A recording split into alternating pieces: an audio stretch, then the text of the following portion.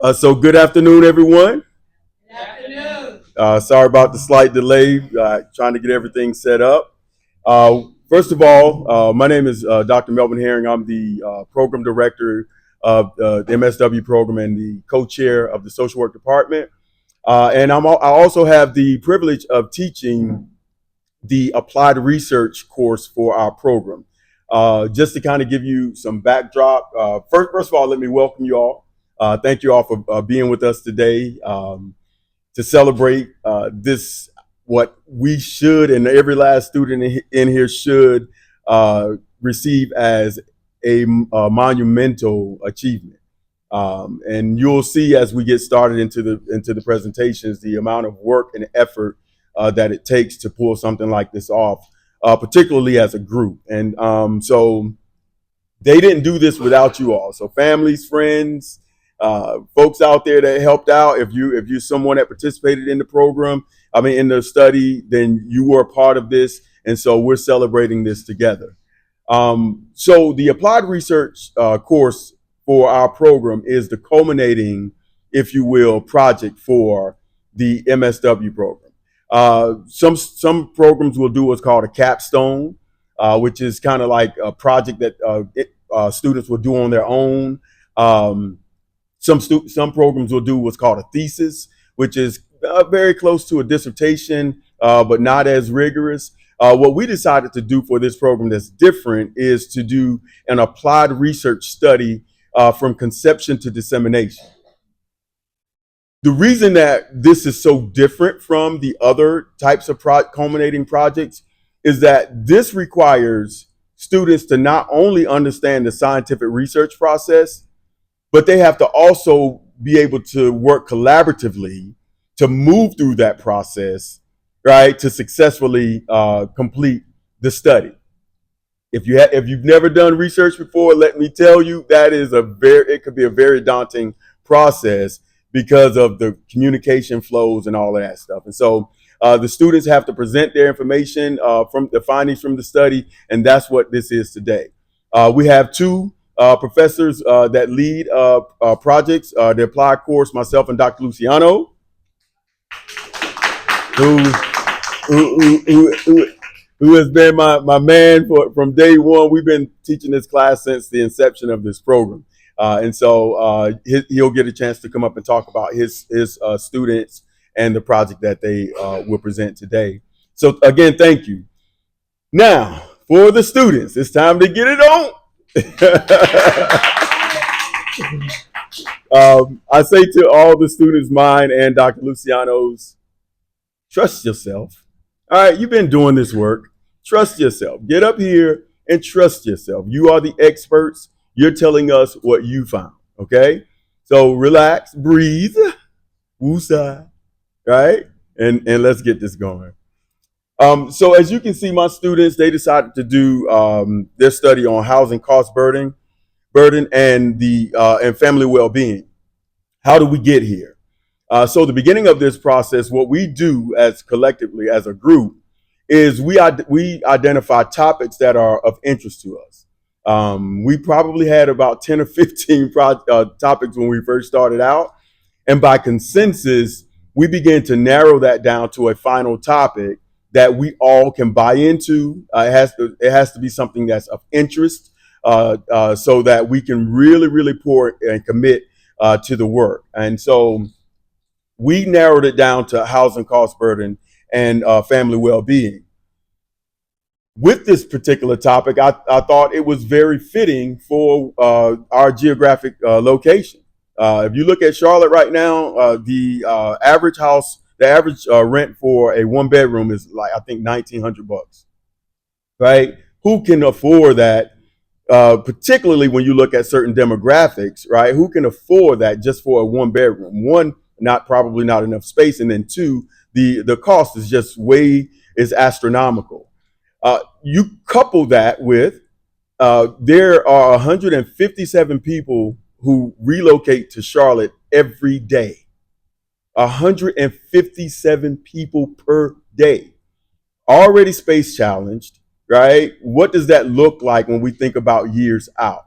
And so the cost of housing is not just isolated. And what this study is intended to do is to look at the reverberating effects and adverse impacts of those costs that goes far beyond just paying your rent or your mortgage, right, on our lives. And so I think our students did a really good job at pulling this all together.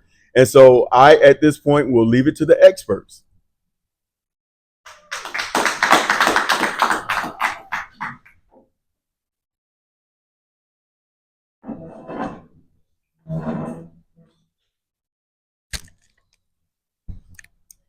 Good afternoon. I'm Jashana Butts. I'm a part of the literature review team.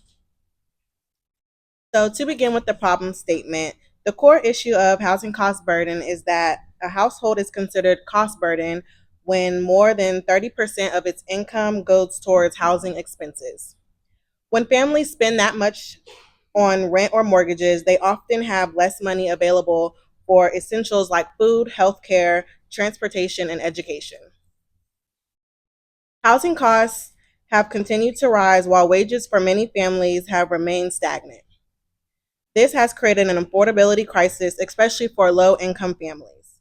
Families facing financial strain may fall behind on rent, experience eviction, or be forced to move frequently. These can affect employment, children's schooling, and overall family well being. Lastly, communities of color are disproportionately impacted due to structural inequalities, historical redlining, and limited access to affordable housing opportunities. So, our two research questions are: does increased housing cost burden lead to negative parental mental health outcomes? And does increased housing cost burden lead to negative child outcomes? All right. So when looking at the literature review, what we identified is that 33% of U.S. households are considered cost burden, meaning they're spending more than 30% of their income on housing and utilities. Now, what this leads to is individuals who experience psychological stress, which often shows up in negative child outcomes. And what happens is individuals and parents are often choosing between housing costs and health costs, specifically when discussing their families. And what makes this difficult is that it disproportionately affects individuals who are single parents or low income housing, or individuals who have just low income in totality. But there are some protective factors. So there are social groups, social systems that protect individuals, and social workers play a big part of that. So on the micro level, social workers who work with eviction prevention programs or help individuals get their utilities paid or rental assistance or income, those play a big factor in the protective factors that help families under this threshold. And on the macro level, political things in relation to how funding is allocated and used can be very beneficial for individuals who fall under this threshold.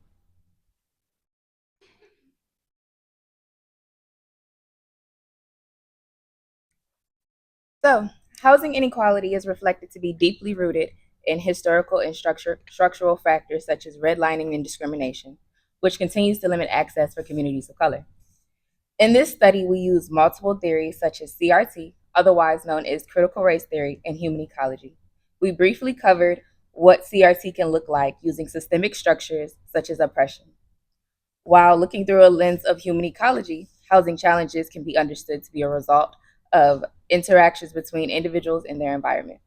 Across micro, meso, and macro systems, these influences can look like family level stress to broader community dynamics and policy level factors. This, this study includes both null and alternative hypotheses. The null hypothesis states that there is no relationship between housing cost burden and either parental mental health or childhood outcomes.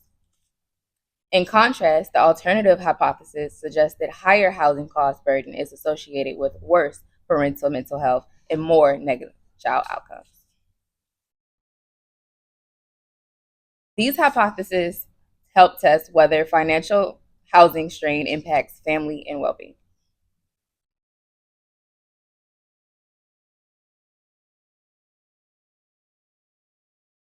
And now I'll introduce our data collection team.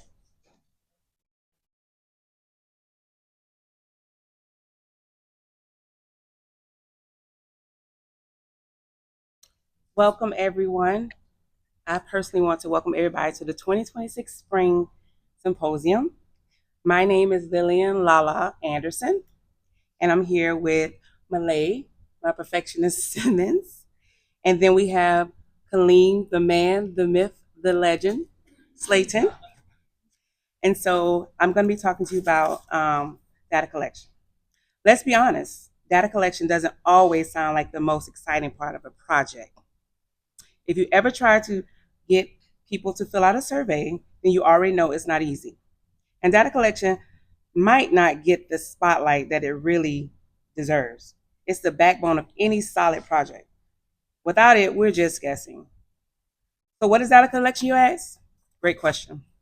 Data collection is the process of gathering information from people, groups, or sources in order to answer questions, understand a problem, or support a decision. Data collection is collected in different ways: surveys, questionnaires, interviews, conversation, observation, etc. So there's a little general synopsis of data collection. So without any further ado, I'll turn it over to my co-host, my data collection team.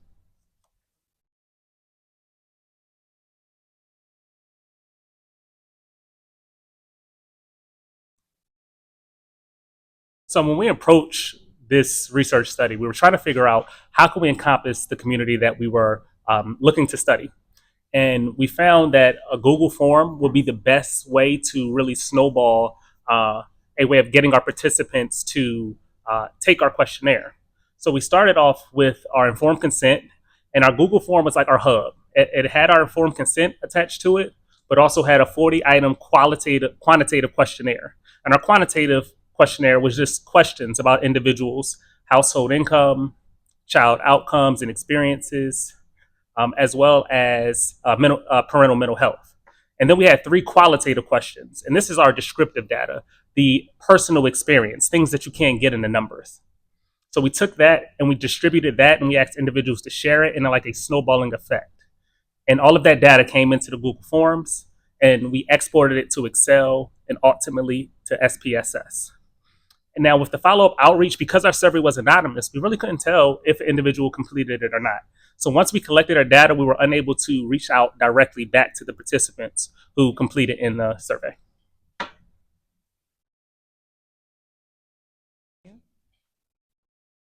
Good afternoon.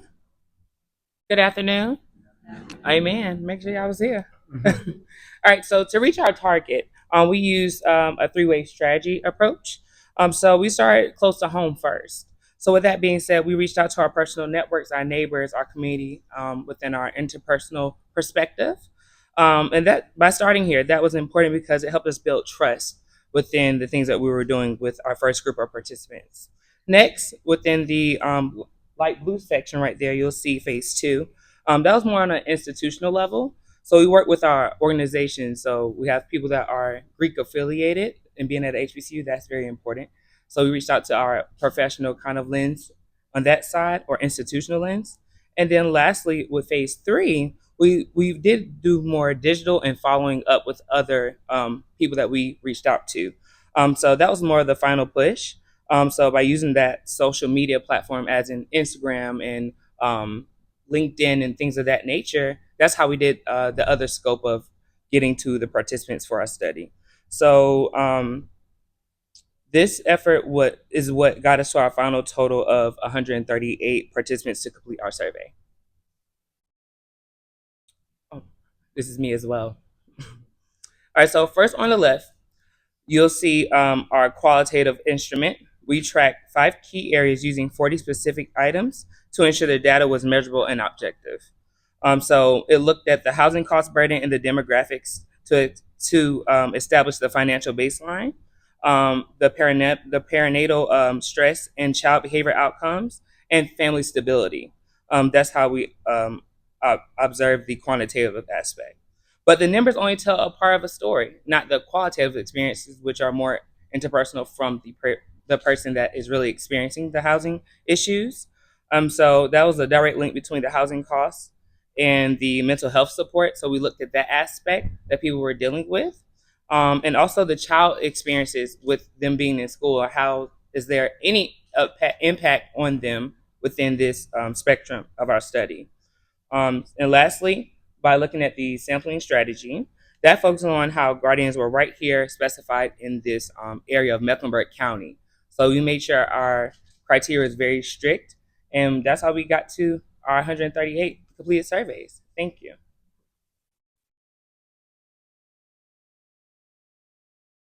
All right, so I'm going to talk to you guys about barriers. And the biggest challenges were the gap between people saying they would do the surveys and actually getting them done. So when I think of my personal barrier, okay, so I attend a mega church, and I was like, okay, Dr. Heron put me on the right team because I could talk to anybody. And so I was like, it's no problem. I get all these essays. I was telling my team, like, don't worry about it. I'm going to submit it to my church. We're going to be like good. But it didn't work out quite that way. A mega church, and I was feeling like I paid my tithes. So I was like, they should be like on it. But with a mega church, you kind of got to jump through hoops too. You got to get on this program board and get this person approved. And I went to the pastor, no response. So I felt a ways. But anyway, so after days, they turned into kind of weeks, with me sending people emails already. So I had to come to my team, and I was really stressed out to the point I was willing to compromise the survey. I was like, I'm going to send anybody on my phone. I don't care if they're in Mecklenburg or not. I just need to get it done because I was stressed out. I was nervous. And again, if I'm by myself, I could take an L, but being the pressure of being in the group, I didn't want me to be the weak link. So that was one of the major hurdles. Then we had technology wise, when we were doing the recordings, like we had to get them redone because it didn't translate clearly. So we had to do those again, as well as the eligibility. So again, they talked me off the ledge, and we had to make sure that everybody was a parent or dependent and be willing to do the surveys within a timely manner, because of course there's always deadlines. And that was the thing, just to get everybody on the same page, because you didn't want to really harass people, but that's really what it was, like following up to try to make, like, did you really do it like you say you was going to do it type thing. But those were our barriers. So when looking at our final group takeaways, the first was how important the structure of a questionnaire is, because you want to create a questionnaire that gathers the information that you're looking for, but also isn't too evasive. So to give you an example, when asking about individuals' income, we didn't ask exactly how much they made, but maybe gave them a range, in hopes that we would prevent data that wasn't 100% accurate, specifically when asking about child income outcomes as well. So we wanted to be able to create a structured survey that gathered the necessary information, but again, wasn't so invasive that individuals weren't forthcoming. And then the last takeaway was the importance of, again, integrity within studies, because research studies like this one are often used to make political decisions, allocate resources and funding for programs, communities, and individuals. And if these studies aren't integral, honest, responsible, populations can be hurt or harmed. Thank you.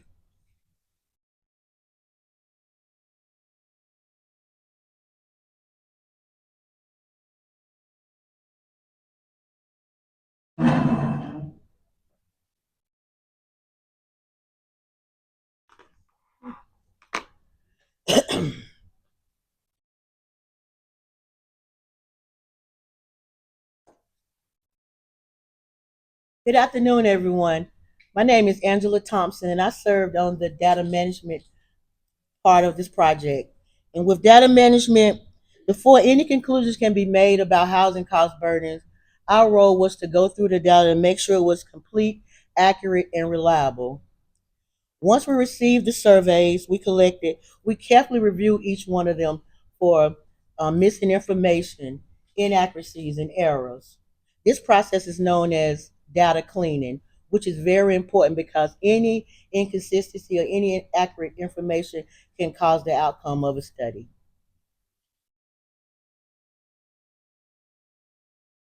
Good afternoon. My name is Isaiah Nickerson.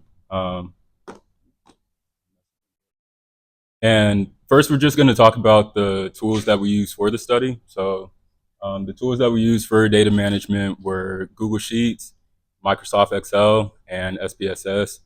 Google Sheets was used to collect the raw data. That's what data collection used. And then it was sent to us, and we used Microsoft Excel, and that's where we cleaned the data. And then when everything was done, we imported it into SPSS, and that's what data analysis received.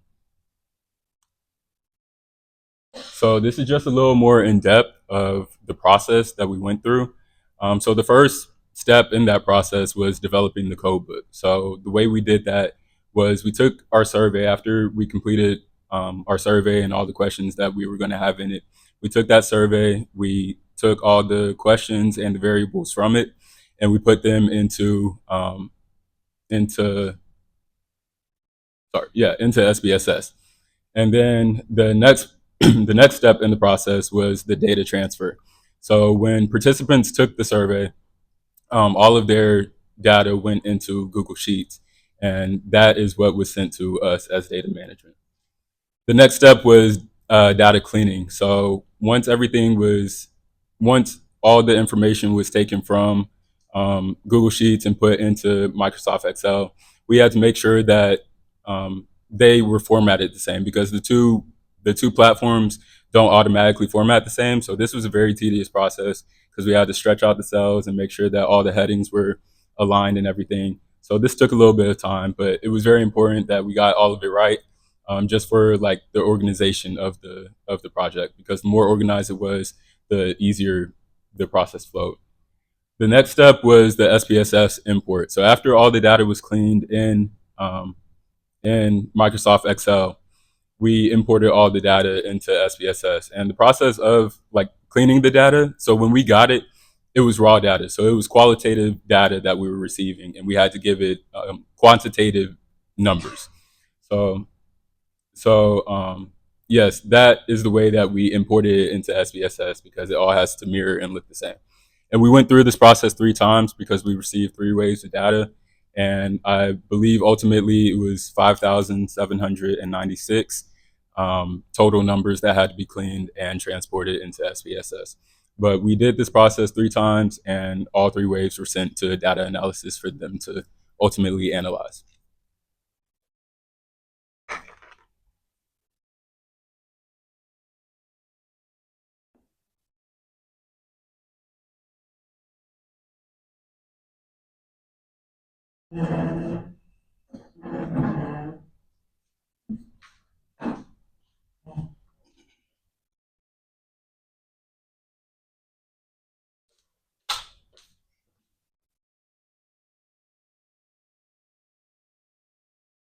Good afternoon, everybody.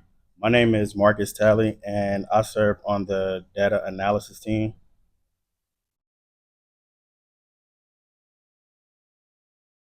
So the tools that my group used included SPSS and also Claude. We use SPSS to really just keep track of all of our data, and we use Claude to um, just run the different or interpret the different analysis that we receive.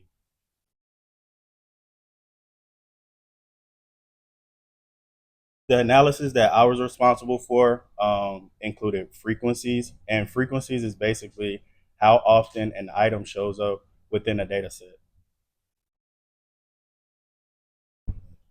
So with this first slide, we wanted to capture what our participants actually look like in real time, and noticeable some noticeable statistics that stood out to our team included 79% of our participants were women, 87.7 were African American, uh, about 80% resided in Mecklenburg County, and 71% of our participants were employed full time.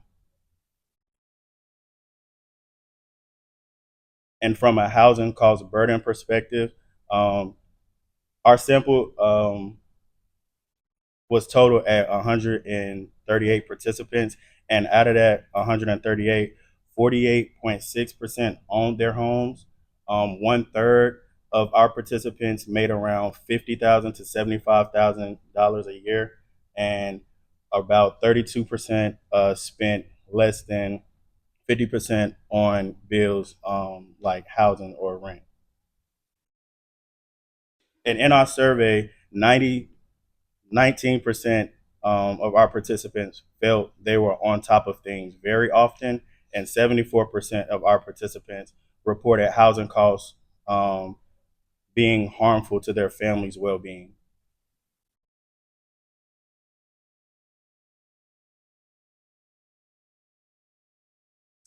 Hello, my name is Kadria, and I was in charge of the cross tabulations analysis. So, a cross tabulation is where you're running two frequencies at the same time. It creates a table that examines the relationship between two categorical variables. It organizes data into a table, making it easy to compare groups and identify patterns or associations. So the first cross tab that I that's highlighted is income on housing and stress frequency. So there's a clear pattern of higher housing costs linked to higher stress levels, with 86 reporting feeling stressed sometimes or fairly often. So housing affordability isn't just a financial issue, but a psychological impact. And then there's housing costs, stress, and food insecurity. As housing stress rises, food insecurity increases, but not in severity, but in frequencies as well. 62% reported some level of food insecurity, and as housing cost intensifies, households more food insecurity. And then there's income on housing and school or contact. So this is how housing cost burden impacted parental mental health, and it had an impact on children getting, like the schools being contacted, the parents being contacted by the children's school. Those that spent 50% or more on their income had twice the number of behavioral contact by the school or other organizations.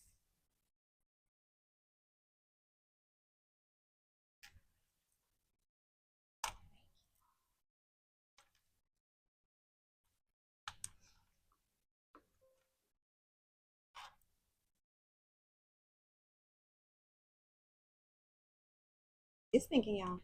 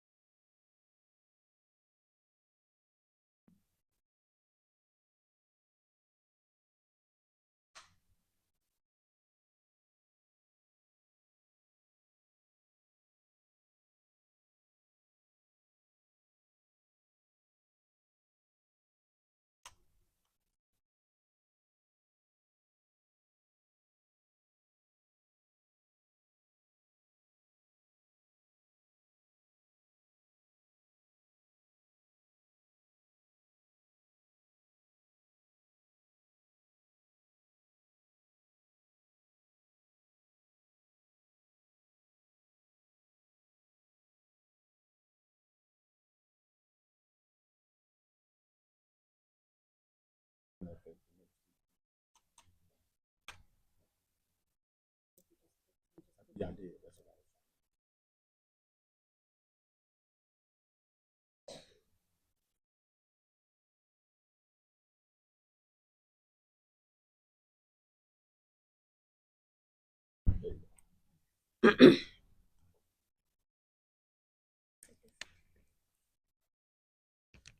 Good afternoon. My name is Malika, and I have correlation analysis. So before diving into specific numbers, it is essential to define how we measure these connections. We use correlation to determine the extent to which two variables are related. We specifically utilize Spearman's rule because it measures a monotonic relationship. Unlike other measures, Spearman's rule does not require a perfectly straight line relationship. Instead, it looks at how variables move in the same relative direction based on their rank. By using this method, we can accurately capture how housing pressures and family outcomes shift together, even when those shifts aren't perfectly uniform across every participant. A large positive correlation exists between housing cost, stress, and negative family well being. With a population less than 0.001, the result is highly significant. High housing, high housing stress overwhelmingly predicts harm to the family unit. A moderate correlation confirms that the percentage of income spent on housing increases, psychological stress rises proportionately. Across the 138 participants, financial cost burdens is a direct is mathematically validated driver of psychological distress. The mental burden shifts the focus from financial cost to the psychological toll of instability. Low control equals high stress. A moderate correlation shows that when caregivers feel the lack of agency, housing pressures feel significantly heavier. Conversely, a sense of mastery acts as a buffer, lowering perceived stress. Clinical takeaway: interventions must go beyond financial aid to support a client's mental health and individual agency. An agency acts as a critical stress buffer. A significant negative correlation proves that higher income directly reduces the psychological burden of housing costs. Lower income is a primary predictor of eviction. As checks drop, the risk of losing a home rises. Eviction is a top indicator of distress, serving as a direct pathway to extreme housing instability. The percentage of income spent on housing is positively linked to stress. The higher the rent to income ratio, the greater the psychological suffering.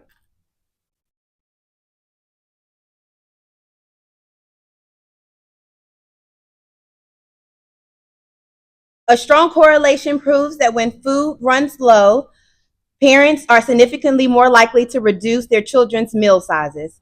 Larger families face compounding pressure. More dependents make maintaining nutritional harder than under heavy housing costs.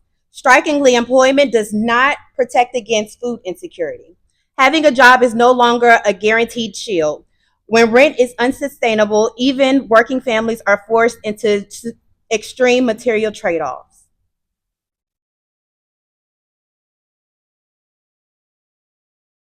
We found a near perfect correlation between school disciplinary action and general school contact regarding behavior. This suggests that two variables are nearly identical indicators of children's underlying distress. Children hunger is significantly linked to both school contact and actual disciplinary consequences. This provides clear evidence that food insecurity at home manifests as observable behavior issues in the classroom. There is a strong positive correlation between a parent's worry about food and the actual occurrence of food running out. This confirms that parental anxiety is not unfounded, but is a direct reflection of the material scarcity the family is facing. These findings support the cascade effect. Housing burden leads to food insecurity, which then directly impacts a child's academic standards.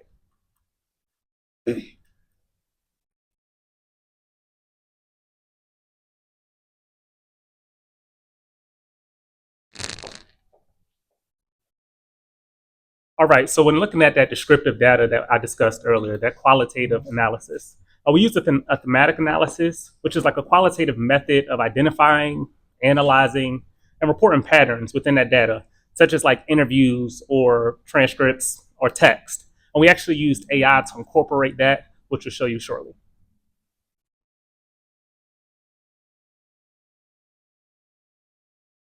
Okay, so if you look at these four participants pulled from our study, so you'll see that they all have just significant different kind of outcomes with the research.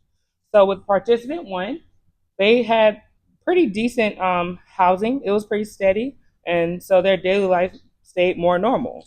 So with participant three, you'll see that with they had more of a resilient kind of parent. So even with a huge pay cut, they managed to keep their child on track. With participant number two, they had so they've seen a lot of financial stress, but consequences stemmed from educational consequences with the child. And with participant four, they were stuck in a bad area with no money or a way to move out. So you can see that it's not one size fit all. So the different dynamics of how you gain support looks differently, even to see if you have a housing cost burden. It just is affected differently within the household. So if you have different kind of financial support systems, your situation could look just different.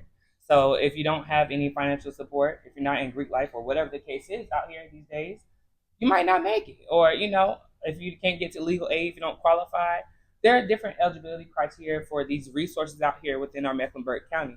But if you don't have the resources to get that help, your situation could look different. So that's what our data showed.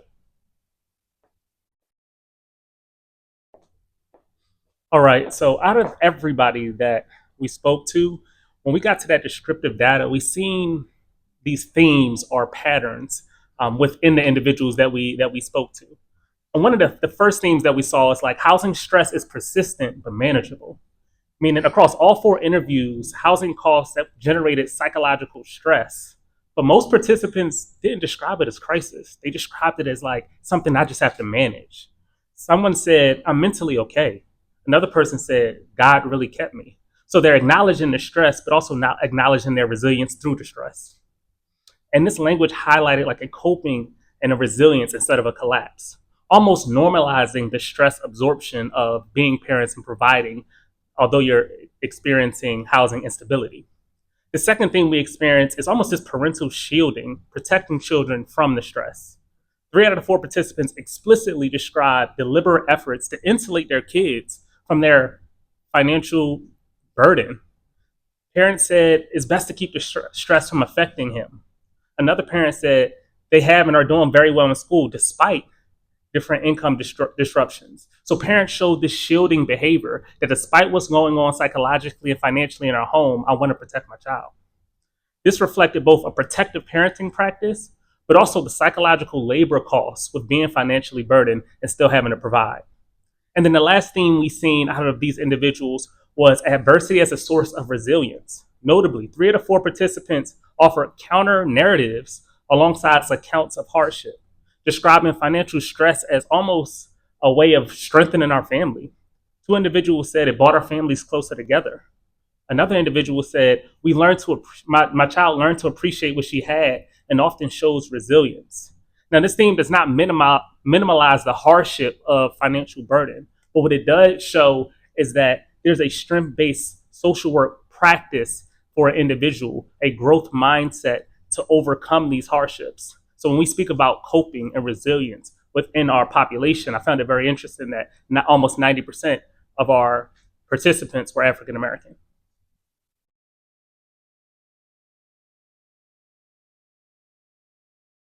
So, being a member that was a part of the data collection team, we had the opportunity to um, ask these kind of the questions during the surveys. We had a 3 descriptive question, so we can get the real life answers. And so, in that perspective, you get to actually hear from them the actual trials and tribulations they face when it pertains to their housing cost burdens, right? And so, with that being said, this one in specific, we have changed up the name just to protect confidentiality. And so we wanted to make sure that you can actually hear something that correlates to our research, okay? So please listen up. The audio. Okay.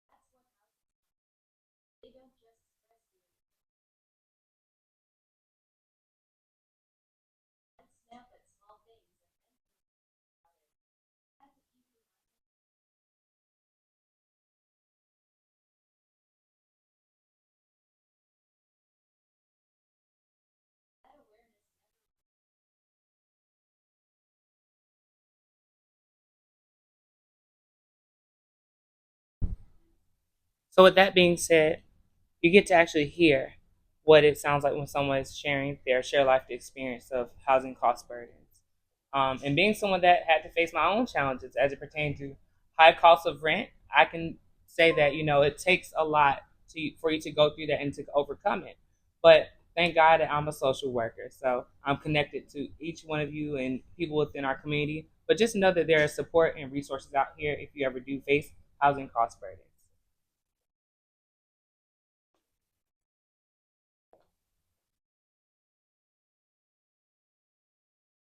Okay, so we move on to our key findings and conclusions. We found a strong correlation between housing cost, stress, and harm to family well-being. This represents the strongest family level relationship identified in our data set. Finances aren't the only factor. Mindset plays a major role. Individuals with low perceived control over their life outcome reported significantly higher levels of housing stress.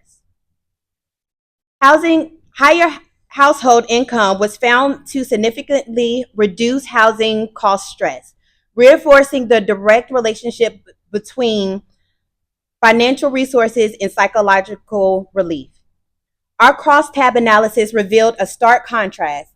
56% of those spending more than 50% of their income on housing reported high stress, compared to only 22% of those spending less than 30%. This is a nearly 3 times difference in stress frequency based on a cost burden.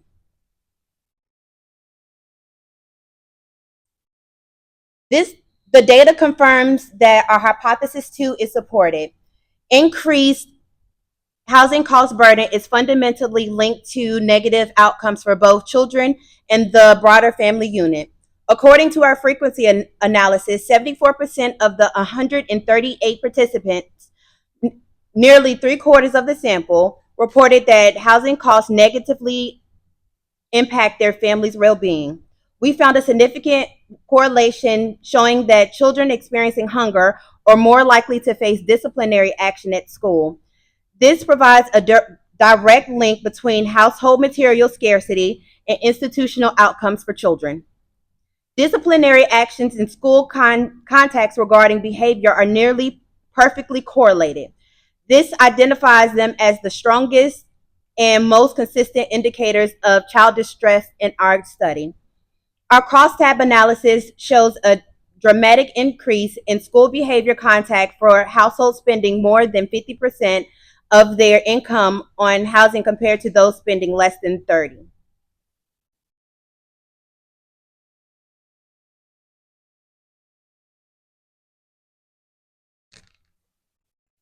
So the themes of psychological stress and child impacts and material hardships align with the correlation and crosstab findings with wave 3. The qualitative data adds the mechanism, the numbers that we don't see, that descriptive data and information, the participants' experience and how they interpret it, their perspectives, and even how they manage this burden on a day-to-day.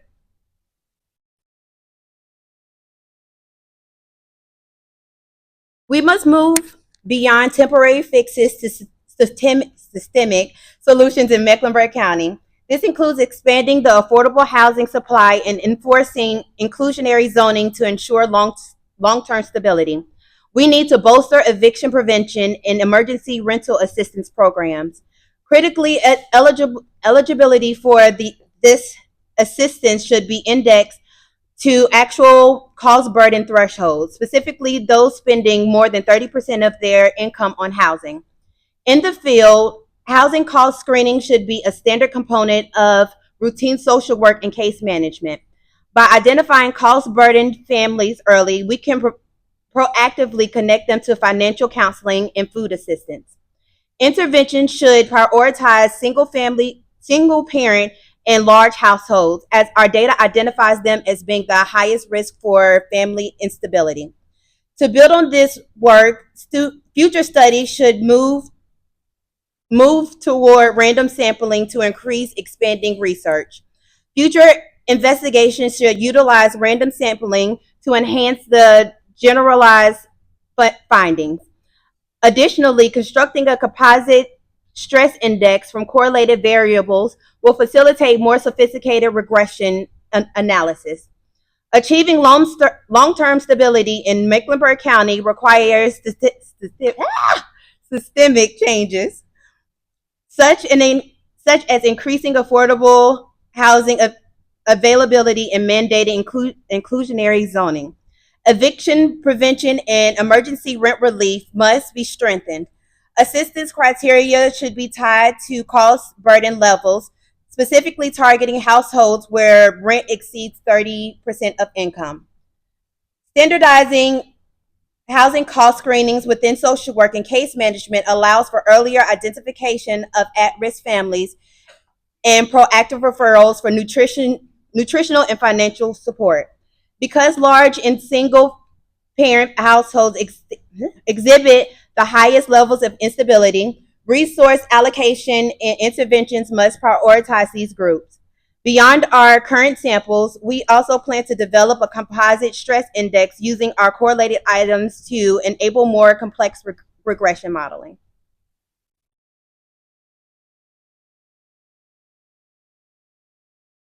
So, like with all studies, there's some sort of limitations, things that you can't cover, things that you would change, or maybe things that were missed. So we can start with our non-random sampling, because again, we use snowball sampling electronically at that, where we ask individuals to share our study. So there was no way of really going back and validating everybody who completed it who lived in Mecklenburg County, or didn't, or any of their income. So that left a gap and a limitation within our study. We also couldn't understand the participant identity. We couldn't tell if somebody completed a survey more than once, or didn't, or send it to someone in another state. So we couldn't track that data, which also was a limitation for our study, as well as survey reliability. And when I say survey reliability, what I mean is that when you create a questionnaire, a 40-person questionnaire, you really want to test it out first. Make sure it measures what you're looking for. However, we didn't do that. We created our survey and we ran with it. So that left a gap in hopes that we were measuring the data that we were looking for. And then the question assumption error, assuming that when we asked individuals their income and we asked what criteria of income threshold they fell under, we just assumed that everybody could do the math. Everybody knew that all the utilities they had. Everybody knew they could add that up. Everybody knew that they could take that number and knew how to put that into an index that let them know their house burden. So because we just assumed that, it definitely left some sort of limitation within our study.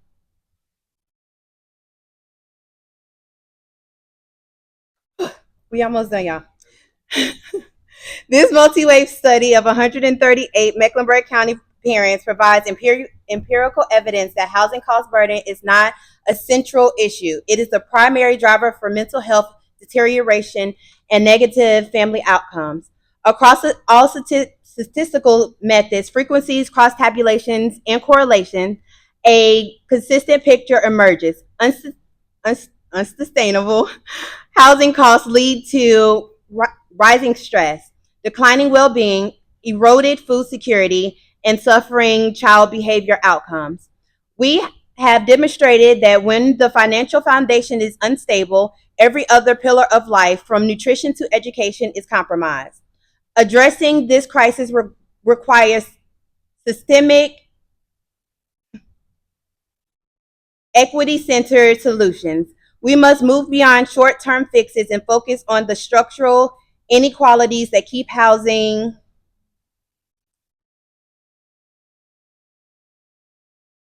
costs unsustainable for our community. And that is our project.